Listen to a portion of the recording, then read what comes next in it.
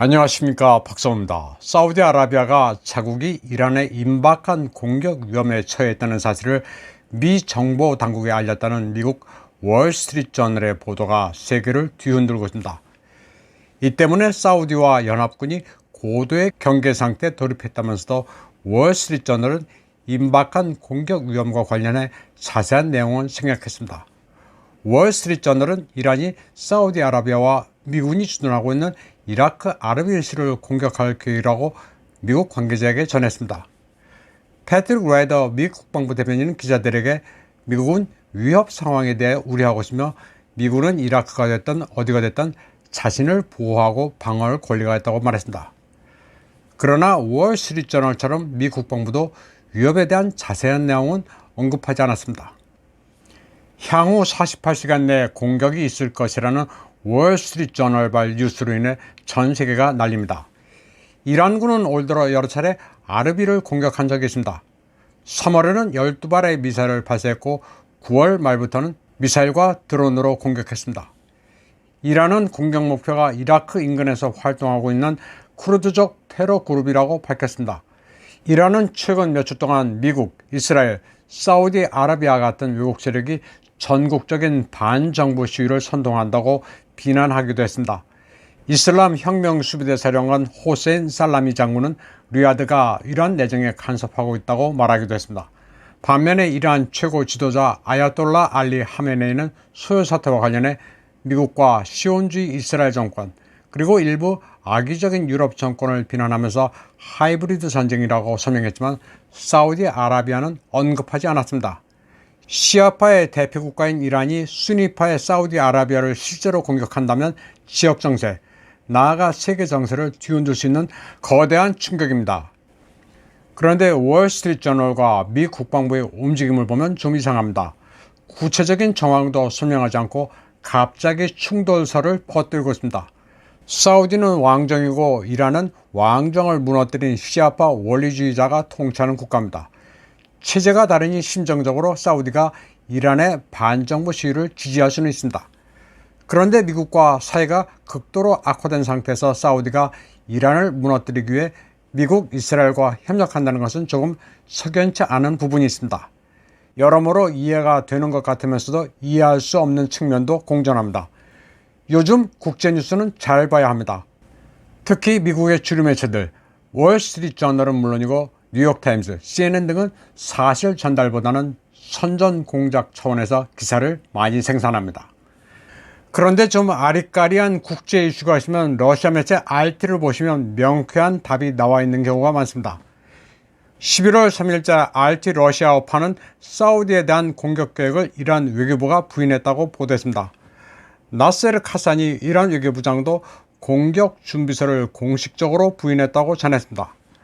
RT는 이란의 사우디 공격설이 미국 매체를 통해 퍼졌으며 미국 관리들이 여기에 호응해 페르시아만 상황에 대해 우려를 표명하는 시기도 있다고 설명했습니다.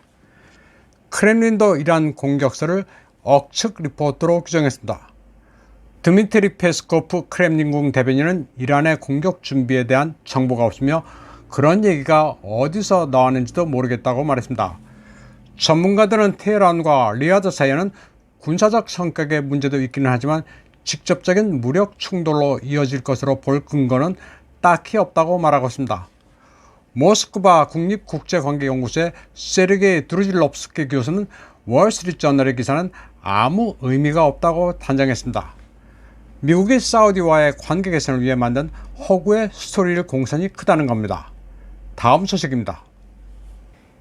2008년 금융위기를 예측해 닥터 둠이란 별명을 얻은 뉴욕대학의 누리에 루비니 교수는 세계 3차 대전이 사실상 시작됐다고 말했습니다.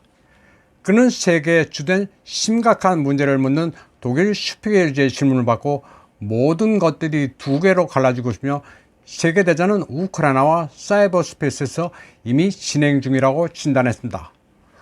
루비니 교수는 최근 IMF가 주최한 행사를 떠올리면서 역사학자 니알 퍼거슨의 언급을 인용했습니다. 퍼거슨은 1940년대 인류가 경험한 전쟁이 아니라 1970년대 겪었던 경제위기 정도라면 그나마 다행이라고 말했습니다. 루비니 교수는 전 지구적 위협으로 현재 진행 중인 우크라이나 분쟁과 함께 이스라엘과 이란의 충돌 위험도 상존하고 있다고 말했습니다.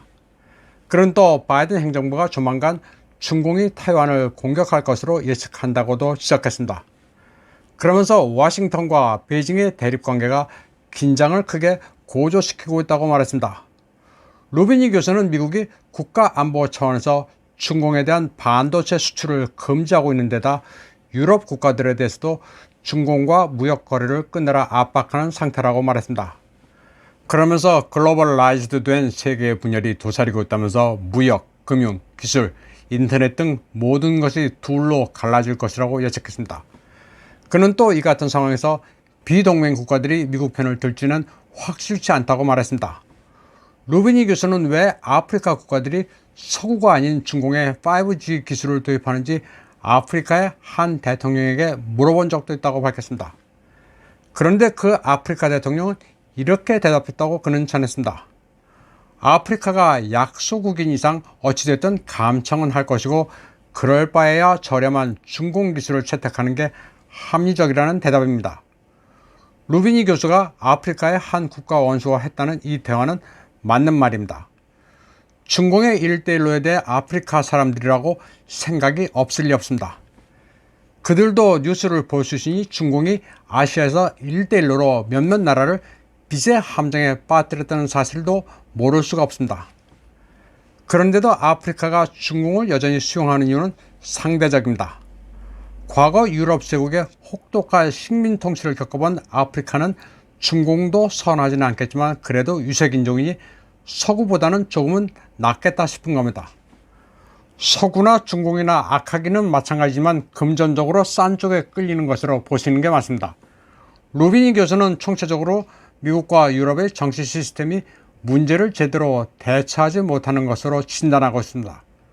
다음 소식입니다. 터키와 유엔이 중재한 흑해 경유 우크라이나 곡물 수출 협정에 러시아가 다시 참여하기로 결정했다고 러시아 국방부가 밝혔습니다.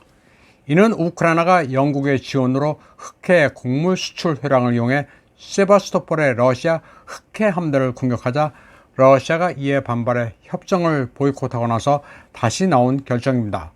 터키가 다시 중재에 나서 우크라이나로부터 다시는 그런 짓을 하지 않겠다는 서면 서약을 받아 전달했기 때문에 러시아가 한번 봐준 겁니다. 러시아는 중재에 나선 에르도안 터키 대통령의 면을 한번 세워주면서 또다시 우크라이나가 같은 짓을 반복하면 곡물 수출 협정을 다시 보이콧하겠다는 의사를 밝혔습니다. 인도주의 차원에서 곡물을 수출하라고 해상 회랑을 조성해줬는데 이를 이용해 군사적 도발을 자행한 우크라이나는 다시 한번 한 방 먹은 셈입니다.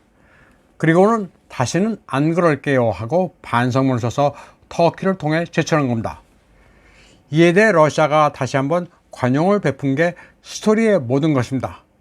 이를 가지고 국내 매체에서는 러시아가 꼬리를 내렸다느니 하는 식으로 저속한 표현을 써가며 사실을 왜곡하고 있습니다. 한국 매체에서는 무슨 꼬리를 누가 맨날 내리는지 알 수가 없습니다. 한편 수요일 존 커비 미 백악관 대변인은 러시아가 우크라이나에서 핵무기를 사용할 징후는 없다고 말했습니다. 그러면서 가능성에 대해서만은 우려하고 있다고 덧붙였습니다. 이에 앞서 뉴욕타임즈는 러시아 일부 장성들이 우크라이나에서 전술 핵무기를 언제 어떻게 사용할지를 논의했다는 익명의 미국 관리들의 말을 인용한 기사를 실었습니다. 뉴욕타임즈는 이 기사에서 푸틴 대통령은 장성들의 회의에는 참석하지 않았다고 전했습니다. 얘네들이 하는 이야기는 모두 엉터리입니다. 뭐만 하면 익명의 관리가 등장하는데 핵무기 옵션을 논의하는 회의에서 군 통수권자인 푸틴 대통령이 참석하지 않았다는 것도 앞뒤가 안 맞는 얘기입니다. 푸틴 대통령이 국가 존립이 위협을 받으면 모든 힘과 자원으로 나라를 지키겠다는 말을 마구잡이로 해석해 현재 우크라이나 전황에 불리해 핵무기 카드도 꺼내들었다고 서구 미디어와 한국 매체들은 호들갑을 떨었습니다. 미국에서는 이놈이 이 말하고 저놈이 저 말을 합니다. 존 커비 대변인이 러시아의 핵무기 사용 징후가 없다고 했는데 이제 무슨 말을 떠들지도 궁금합니다. 이번 방송은 여기까지 하겠습니다. 시청해주신 여러분 감사합니다.